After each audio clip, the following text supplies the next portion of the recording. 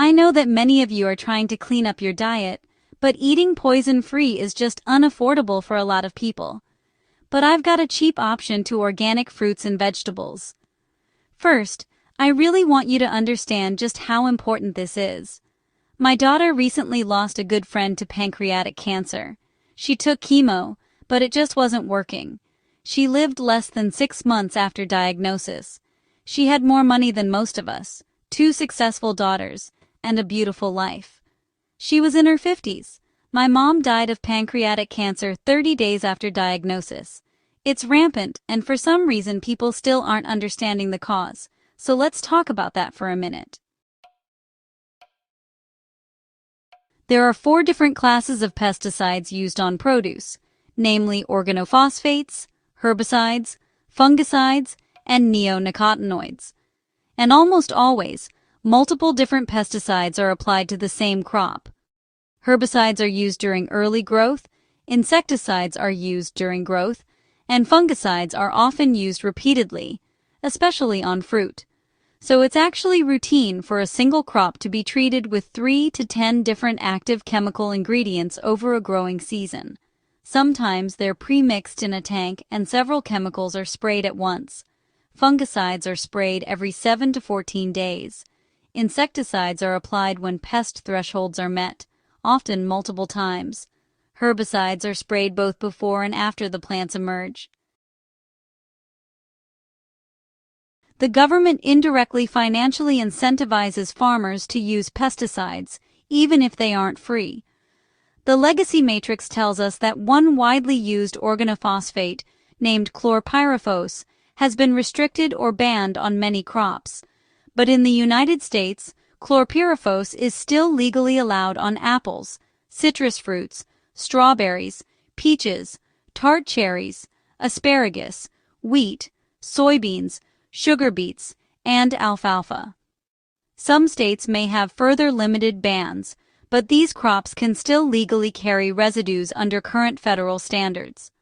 Also, with the wide uses on many other crops, we've been told that legacy exposure remains, which means it's still in our bodies.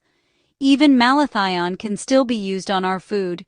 Does anyone remember when we were told to douse malathion on our pets to kill fleas?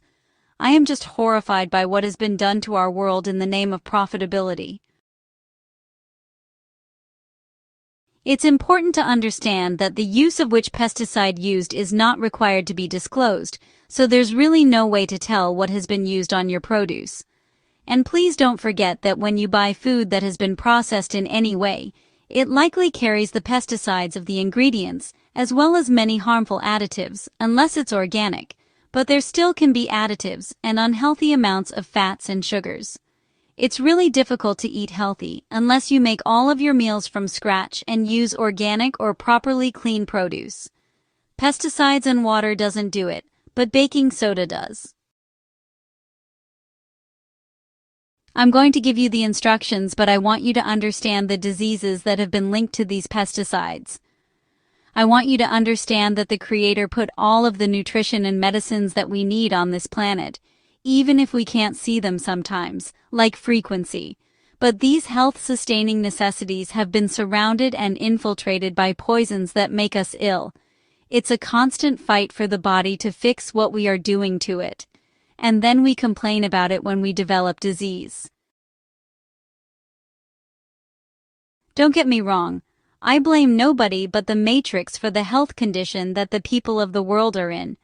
If you are watching this, and if you don't make changes in what you eat, you have nobody to blame for your illness but yourself, because this is huge, as you are about to see.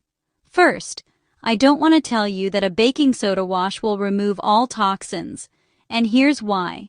It depends on the fertilizer that is mixed into the soil and mostly absorbed by the plant. Synthetic fertilizers are the most common type, and they include nitrogen from ammonia, urea, and nitrates. They also contain phosphate salts and potash for potassium. Methemoglobinemia is a rare blood disorder which messes up your red blood cells so you don't get adequate oxygen to your cells, which is essential for the energy that runs your nervous system and every organ in your body. Most of the fertilizer is consumed by the plant, So even though they become part of the plant cells, they have been converted to ATP, amino acids, and other molecules which are beneficial to humans. The problem with fertilizers is the contaminants which humans can't remove, like cadmium, arsenic, lead, and excess nitrates. There's not a lot we can do about these contaminants except buy organic, which use fertilizers like compost manure and bone meal. And there are even reports that organic products aren't always organic. Quickly, these contaminants in fertilizers accumulate, causing damage to the kidneys, pancreas, and blood vessels. Do you have diabetes or heart disease? This is just one of many preventable reasons. These same toxins have been shown to cause cancer over time. That's why I like having my hydroponics, but we're just not able to keep up with them now, and money is tight to buy organics, so I'm doing the baking soda if I can't get reasonably priced organic. This method removes about 95% of the surface non-metabolized poisons that are just waiting to go through our liver, kidneys, and every organ via our blood flow. When you understand, guys, you'll see that we are killing ourselves, so let me tell you how I know this. When I worked with poison control in college, one of the first things we'd look up was the MSDS, or Material Safety Data Sheet. They've now changed the name to SDS, which means Safety Data Sheet. This compendium describes known hazards of substances. One thing that is important to understand is that the amounts of toxins in our food and drugs, like vaccines, is cumulative, and neither industry nor the FDA will openly acknowledge this cumulative effect. The thimerosal argument that I had with Grok demonstrates the complete lack of acknowledgement of the accumulation of this stuff they are giving us. I'll link that video so that you can understand that AI is not always accurate, and certainly not an independent source for healthcare. The fact is that we should never rely on any one source when it comes to our health. Don't eat blueberries before your McDonald's. Don't take your ginger root capsules with sugar drinks that have been sitting in cans or plastics for months. Look to creation for everything. It's slow, so understand that there must be a progressive transformation. Don't stop your pills without working with your doctor. If they won't help, find an alternative or holistic physician. So, let's go through some of the most commonly used pesticides. We have malathion, acephate, and a group called neonicotinoids, which includes imidacloprid, thiamethoxam, and clothianidin. When it comes to herbicides, glyphosate, often known by the brand name Roundup, and 2,4-D are widely used. For fungicides, there's mancozeb, chlorothalonil, captan, and boscalid, just to name a few. Now, what do MSDS or SDS documents typically say? Just to clarify, MSDS, now called SDS, do not claim that chemicals are safe. They're really there to describe known hazards under regulated use. Common SDS warnings include things like acute toxicity, which can mean nausea, vomiting, headaches, or dizziness. Chronic toxicity is also mentioned, with effects on the liver, kidneys, and endocrine system. There's neurotoxicity, especially with organophosphates, and reproductive harm, which is noted for several fungicides and herbicides. When it comes to carcinogenic potential, these documents often use phrases like suspected carcinogen, possible human carcinogen, or causes tumors in animal studies. Here's an important point. SDS documents assume only limited exposure. They don't address cumulative, lifelong, or multi-chemical exposure from food. So, can excessive or chronic exposure be linked to pancreatic or other cancers?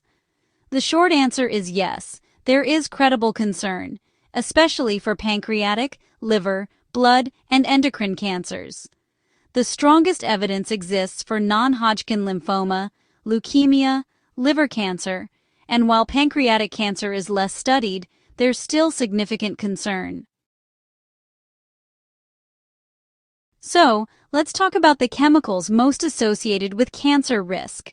Organophosphates, for example, are linked to oxidative stress and DNA damage. Glyphosate has been classified by the IARC as probably carcinogenic. Mancozeb actually breaks down into something called ethylene thiourea, or ETU, which is a known carcinogen. Chlorothalonil has been shown to cause kidney and gastrointestinal tumors in animals. And then there's 2,4-D, which is connected to endocrine disruption and cancer associations, especially in farm workers.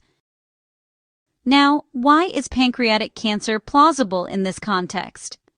The pancreas is highly sensitive to oxidative stress. It's also exposed to fat-soluble toxins. Plus, it plays a central role in detoxification, digestion, and insulin signaling. Many pesticides disrupt mitochondria and endocrine signaling, which are both really critical in pancreatic cells. So let's talk about what the pancreas actually does. It has two main jobs. First, on the digestive side, it releases enzymes that break down fats, proteins, and carbs. And then, on the hormonal side, it produces insulin and glucagon, which help regulate your blood sugar. Because the pancreas has this dual role, it's kind of vulnerable to a few things, like inflammation, hormone disruption, mitochondrial toxins, and even fat-stored poisons. There are several types of poisons that are linked to pancreatic damage or even cancer. The ones that are strongly implicated or at least biologically plausible include pesticides, like organophosphates and fungicides, industrial solvents such as benzene and trichloroethylene, and heavy metals like cadmium and arsenic. Persistent organic pollutants are also on the list, along with dioxins, PCBs, and nitrosamines, which can form from food preservatives and pesticides. And chronic alcohol exposure can actually increase the risk even more when combined with these other factors. The key mechanism here is pretty straightforward. Chronic low-dose exposure leads to inflammation, which can cause DNA damage, impaired repair, and, ultimately, an increased risk of cancer. And here's the bottom line, guys.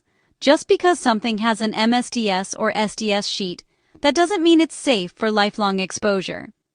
Cumulative pesticide exposure is a real and legitimate cancer concern. Pancreatic cancer risk is biologically plausible, and it's being studied more and more. Produce residues are one of the most common ways we get exposed every day.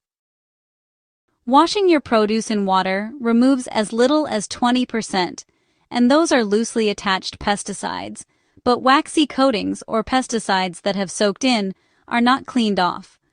The answer to this is to use a simple baking soda soak, which can remove 80 to 96% of the surface pesticides. Cheap and simple. All you have to do is soak your non-organic veggies and fruits in 1 teaspoonful of baking soda per 2 cups of water and soak them for 12 to 15 minutes to remove surface pesticides. This works due to pH. Pesticides, especially organophosphates, are acidic and very unstable in alkaline conditions. So even a slightly basic solution of baking soda can start breaking their chemical bonds and break them down. I want to close this with a personal experience. Tim and I drink an excellent green tea concoction all day, every day to remove toxins. When I insisted on washing our produce or buying organic vegetables, Tim said, "I'm not worried because our Cali tea removes toxins." There's one thing that I had to make clear to him, and he got it. If the body was able to remove all of the toxins that we take in, nobody would ever be sick. The key that I want you to remember is that the body is amazing in its ability to heal, but when you overload it, the body simply can't keep up. Poisons and toxins are cumulative, and that has not been considered when government bodies tell you certain things like vaccines are safe. It's the same with food. Our food supply is dominated by toxic contaminants. This is what is making us sick on a physical level. Healing through frequency visualization is a very slow and consistent process. Even after 26 years of practice for me, it's not 100%. This is why it's so important to stop the poisons that are attaching to our nervous system, causing neuronal demyelination and damage to every organ in our body. They accumulate over decades, and that's why chronic disease is so much more prevalent in advanced age. So while frequency, balance, and focus are important, it's even more important to stop what's causing your pain. So my single most important recommendation to you is to eat clean. Ingest no processed foods and soak your whole foods in baking soda or buy organic. As you decrease the intake of toxins, your body will continue to remove existing poisons in your body.